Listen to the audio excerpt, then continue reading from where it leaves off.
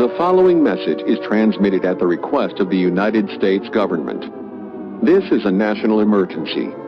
All regular programming has been suspended at the request of the White House. At noon Eastern Daylight Time, the North American Aerospace Defense Command detected 7 nuclear missiles headed directly for the continental United States, and the following cities will be impacted within 20 minutes: Los Angeles, Seattle, Phoenix, Houston, Chicago, New York City, and Washington, D.C. All residents within a 200-mile radius of these areas should seek a fallout shelter immediately.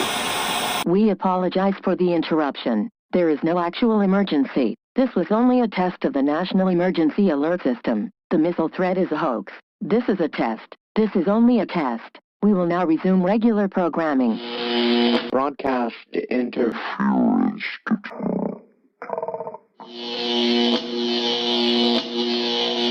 We apologize for the interruption.